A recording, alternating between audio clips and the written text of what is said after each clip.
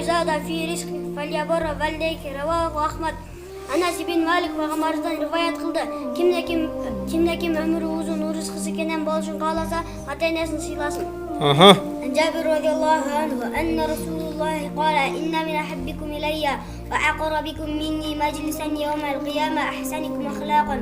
Peygamberimiz Cabir radıyallahu anhu minti. Peygamberimizden rivayet kıldı. Men üçün en süyüktüğünür, cana kıyamatda en jakınır, en jakşı adab ahlaktuğunur. مالك رضي الله عنه أن رسول الله قال لا يستقيم إمام عبد حتى يستقيم قلبه ولا يستقيم قلبه حتى يستقيم لسانه ولا يدخل الجنة حتى يعمل جاره فوائكه رواه Ahmed. Anas bin Malik Peygamberimiz rivayet kıldı. Efendinin imanı düzelmeyi, ciroyu düzelmeyi sayın. Ciroyu düzelmeyi, tili düzelmeyi sayın. Beyişke kirveyip kaçan kurşuna Allah'a tinçlik takmayı sayın. İbn Abbas radıyallahu anhuma kâle kâle Resulullah ictanibul hamra fe inneha miftâhu kulli şerrin ravâhu hakim. İbn Abbas radıyallahu anhu Peygamber'den rivayet kıldı. Arak'tan Resulullah, Arak elbette var Müslümanlıkın açıkçası. Maşallah. Allah razı olsun. Kâle Resulullah ictanibul hamra fe inneha miftâhu kulli şerrin ravâhu hakim.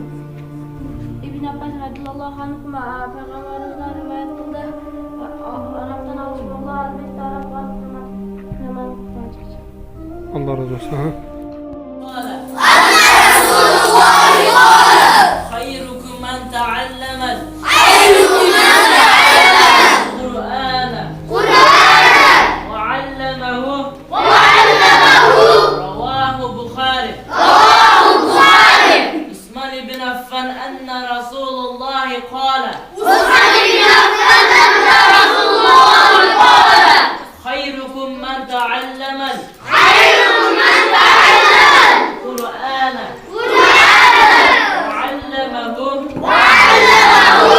رواه البخاري. عثمان بن عفان أن رسول الله قال خيركم من تعلم القرآن وعلمه رواه البخاري. عثمان بن عفان أن رسول الله قال خيركم من تعلم